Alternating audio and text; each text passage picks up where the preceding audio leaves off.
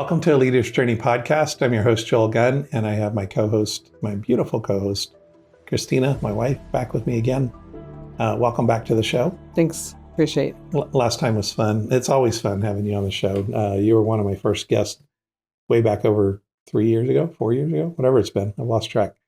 But I'm excited about this particular episode because it's one of your favorite topics, which is mentorship.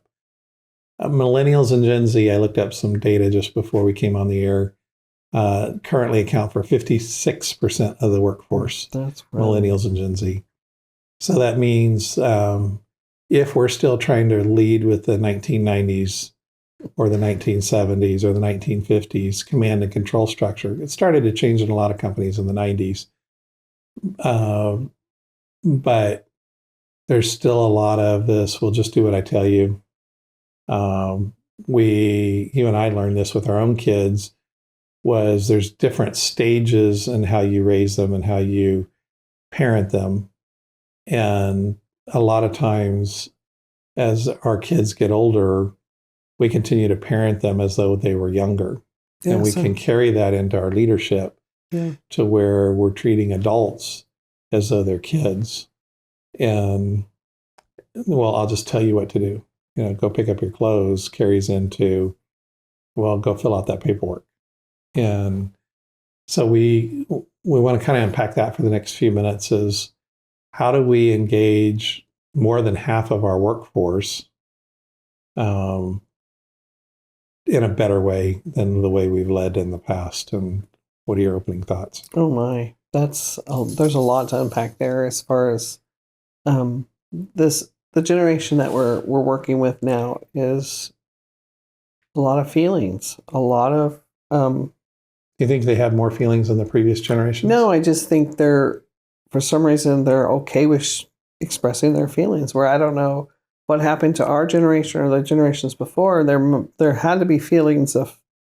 Obviously, we're all human, but at the same time, why weren't we able to share our feelings as vulnerable and become as vulnerable as the next generation coming under us? Late 80s, early 90s, I was told in corporate life, check your feelings at the door. At the door. We got work to do. Right. So I remember those statements too. And sometimes that carried over to home, it carried over into church, it carried over into different organizations, that thread. So, but what I found with the generation that's now is they're all over the map in their feelings.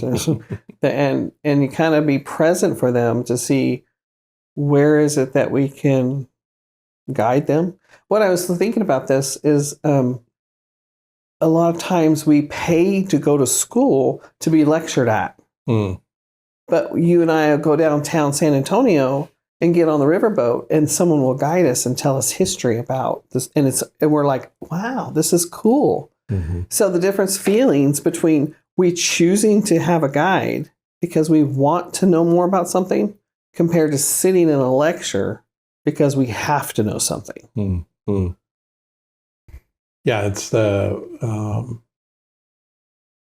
I started noticing though, even in the early 90s, as I had an opportunity to train adults on things. Adults, generally speaking, prefer to learn experientially rather than just being lectured at. Regardless, so that was Gen Xers, that was even baby boomers would prefer to learn through engagement, simulations, games, practice, role play. And so we would mix lecture for 45 minutes or an hour and then model something out, and then lecture, and then model something out. And when we did that, the adults retained a lot better. So while it's kind of new, the whole be in touch with your emotions and it's okay to live that out loud, maybe new. No, don't check your feelings at the door. That may be newer. But this idea of adults learning from an interactive environment is not. It's not new. It's not new. And in fact, if you look at the movie trailers that are coming out right now, Toy Story 5 is coming out with a new movie. And what they're introducing is the actual play time versus screen time. And the Gen Zs and the generation that of now are gamers. Their screen time is much more. They learn visually and retaining it instead of interacting with other people. So there's a little bit of disconnect there. I want to push back on that a little bit, though, because when we were in our 20s, the social scientists were very concerned that people spent so much time in front of TV.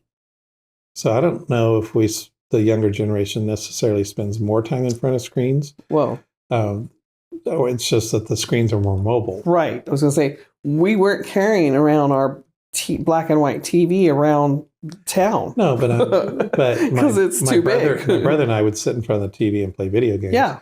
But he couldn't go outside with you. No.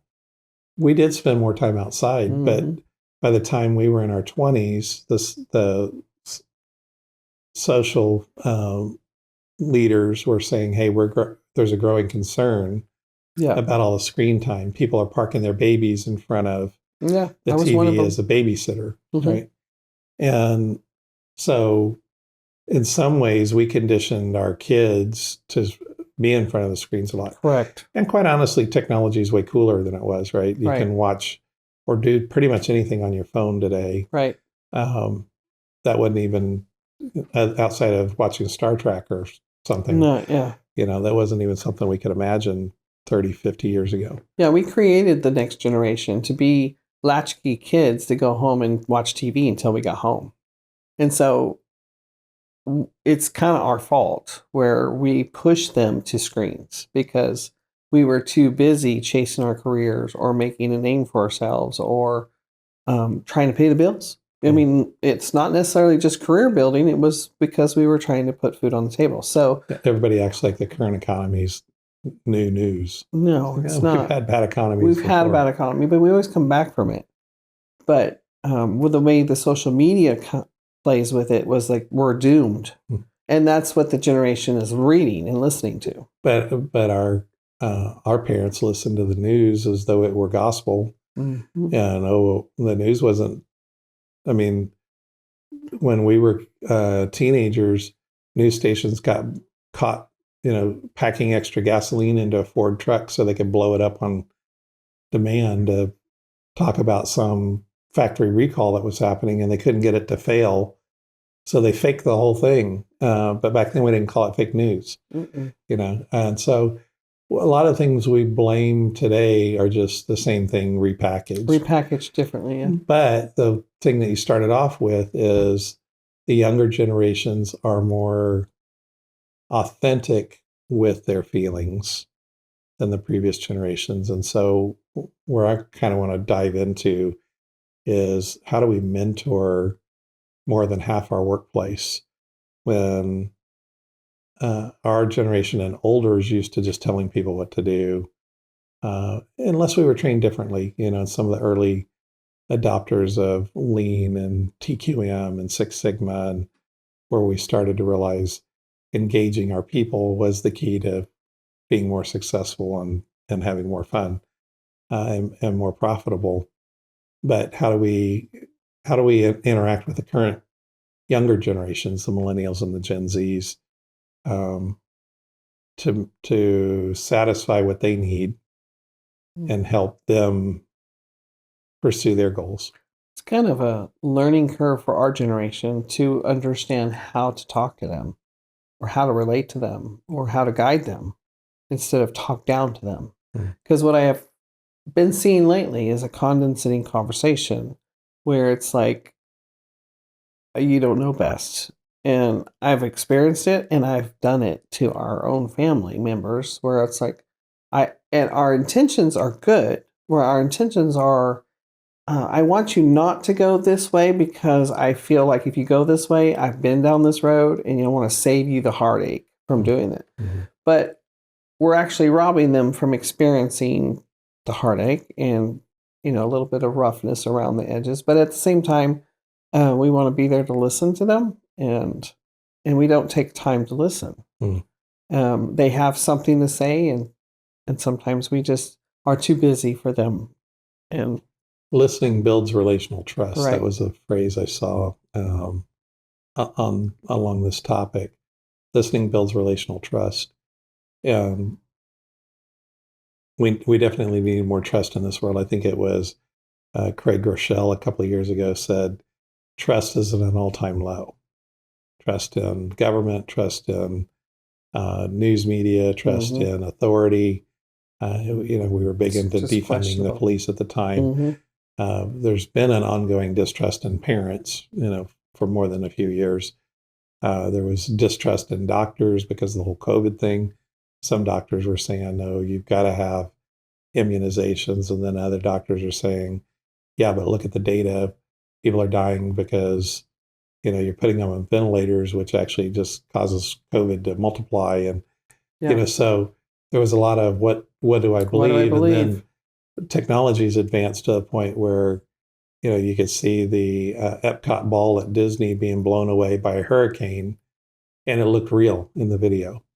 So is that true? It just got blown away by the hurricane that's, in Florida right now?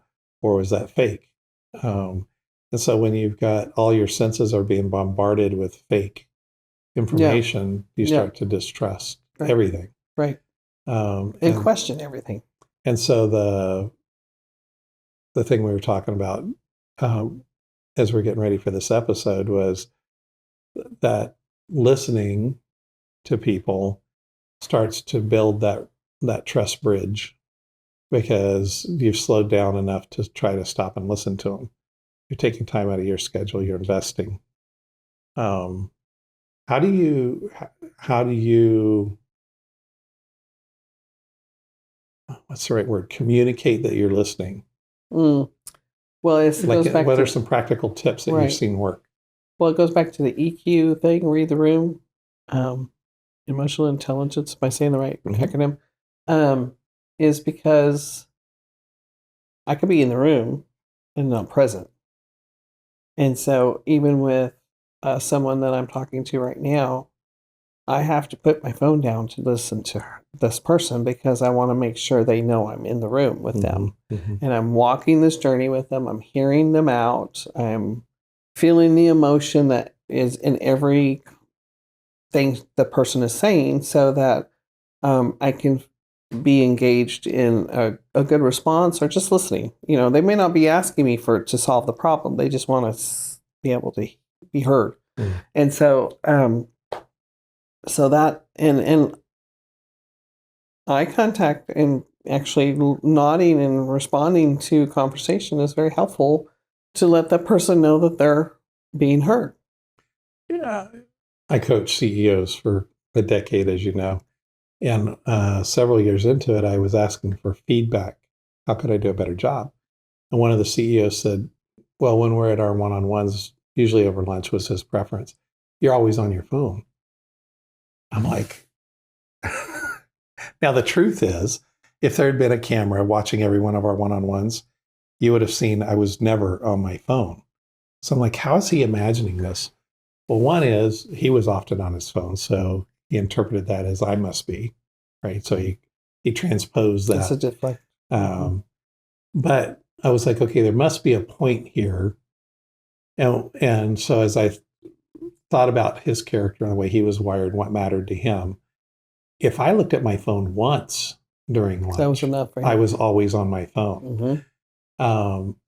If I had my phone visible, I'm always on my phone. So while I never took my eyes off of him to look at my phone, which he often did, or even stopped to answer a call on a rare occasion, I didn't. But so then what I started doing, I took my phone and put it down, and that's all I changed. I didn't do more or less eye contact. It's just so in his mind, the phone on the table was a disruption. Yeah. And so I made a conscious effort, and sure enough, over the months that was ahead, he was like, you've been paying so much attention to me lately. Thank you. Yeah. Yeah. And I'm glad that God helped me piece that together, because I'm a data guy, and I'm like, no, the facts show that I'm not on my phone all the time, right? You are, but I'm not.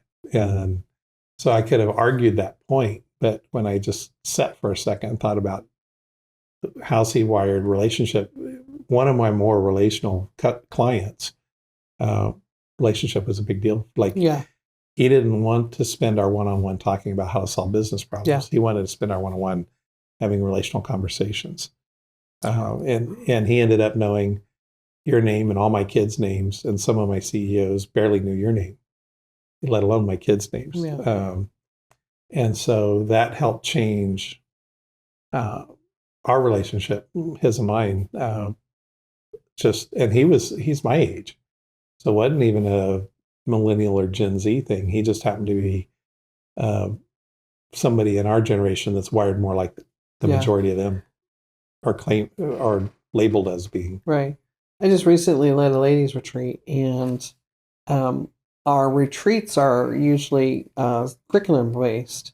And so knowing that, I went through thinking, okay, there's only 3 lessons in this. And so should be some time for Q&A and some talking conversations. And what was interesting was in the process of this, I don't even know if I intentionally did this, but it ended up being a good thing, was I intentionally asked a Gen Z how they thought it should flow on the way down to the retreat. And so the feedback was, read some of the lesson and give time for Q&A, talk about processing it, their feelings or how this applies, and have the room talk. And I was like, oh my goodness. And I'm thinking time constraints, I'm thinking this is if I'm not careful, we have a timeline. We have to be out of this Airbnb at a certain time. So, so I took the Gen Zs, both of them. They confirmed what you were already thinking. I was, yeah. It was already something I knew, but hearing because I had a mixed crowd of ladies. Mm-hmm. It was anywhere from a widow to business owner to Gen Z. Mm-hmm. And I was like, this should be an interesting dynamic because I'm putting all of this in a melting pot in the room. And when I allowed that to happen, I went through it, talked about application and everything. There was 2 sessions we had that it opened a whole other conversation that allowed some real great conversations to happen, to the point of some breakthroughs for some ladies that ended up having some issues to talk to, and was able to bounce it off of other ladies in the conversation in the room. And the feedback has been phenomenal. Mm-hmm. As I understand, one of those Gen Zs really connected with the oldest lady in the room. Correct. It's just been kind of eye-opening to see the gap quickly changed. In our mind, we have this idea there's huge gap, but there's not. We're all human. Mm-hmm. And we do desire community. We desire to be heard. We desire to be listened to. And so when I put them all in the same room, they just encouraged each other. And one person was talking about how to relate to her child or her teenager, and the Gen Z was able to speak to that. And she took notes, and she was open to it. And so it was an awesome experience to see it in action. It doesn't always work out that way. Sure. But this particular one worked. I think there's a scriptural principle there where it talks about the young ladies and the older ladies spending time together. Correct. And that's essentially what ended up happening. Correct. There. Just as we start to land the plane on this episode, we were talking about it's difficult to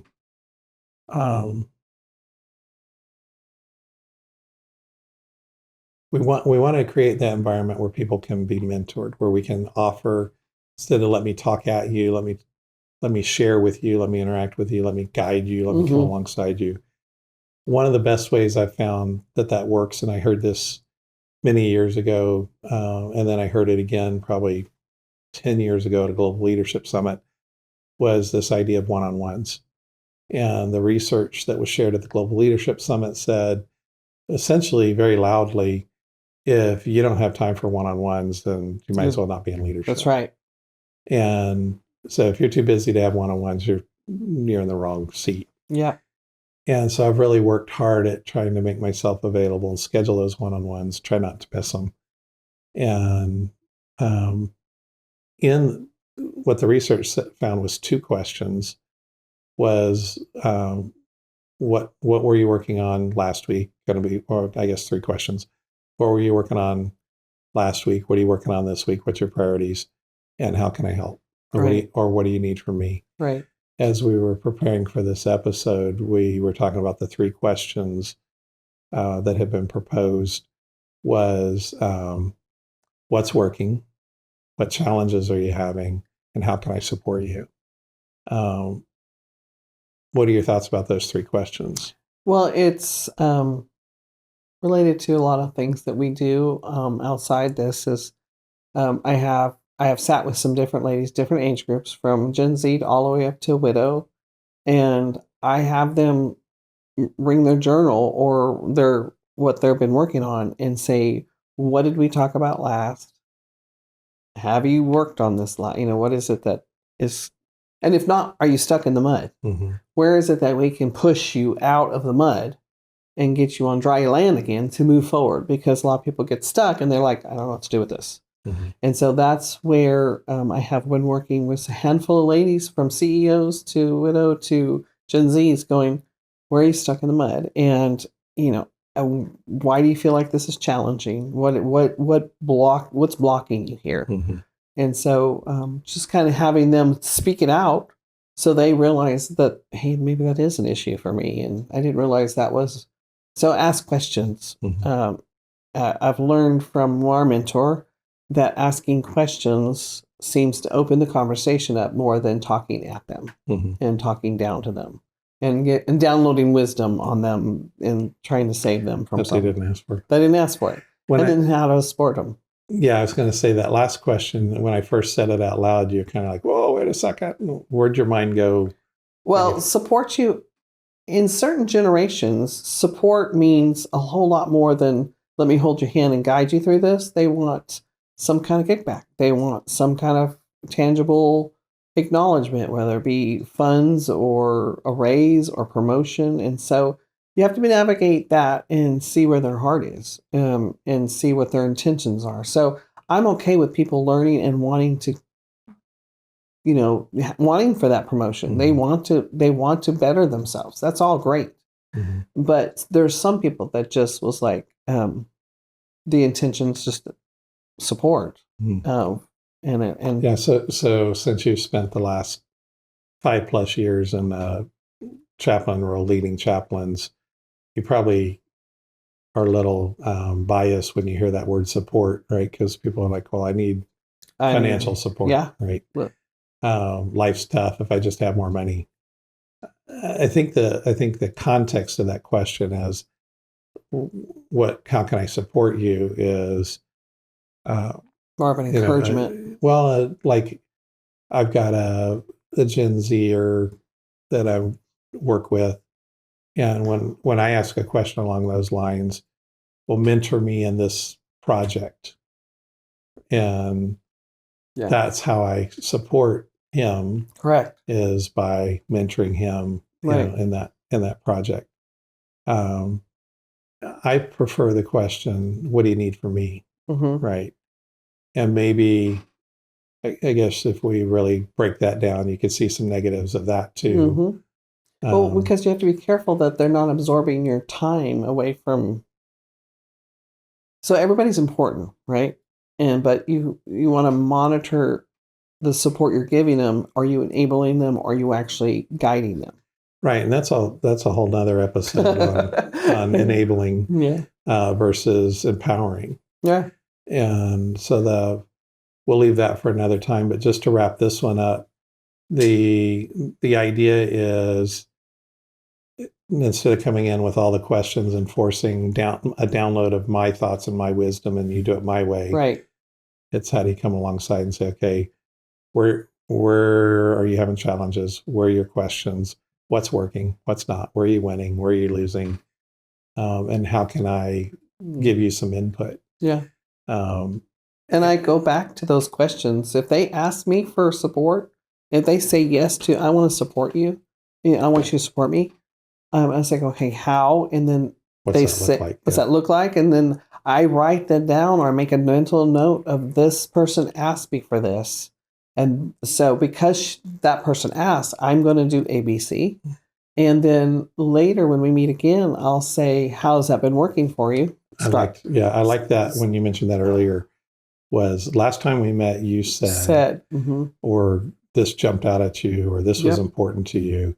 How's that been working? How's that been working? And the truth will be told if they're, as if they're really applying what they're asking, if they're actually working to get themselves out of the mud, or are they really just stuck and they just really don't know what to do with it. So the final thoughts on this episode as leaders are listening in. I encourage all leadership to reach out to people around them that they have influence on, to close the gap of mentorship and see who it is that, and it's going to be the likely person on the back row somewhere of a church or in the organization that doesn't feel like they have a voice. I was just listening to a podcast, and she used to hide behind people, be their support, but not necessarily have the voice. And she realized later that she had a voice, but it wasn't until someone told her she had a voice. And so helping those people recognize that the Gen Z has a voice. Yeah. They have something worth talking about. That's a good idea. I see some potential in you. If you want to pursue that, I'm here. Right. Yeah, I like it. Well, thanks again for your time. It was fun. Great. I look forward to seeing you next time. Okay, bye. Thanks for joining us for this episode of A Leader's Journey podcast. If you enjoyed it, give us a thumbs up and remember to subscribe to our channel.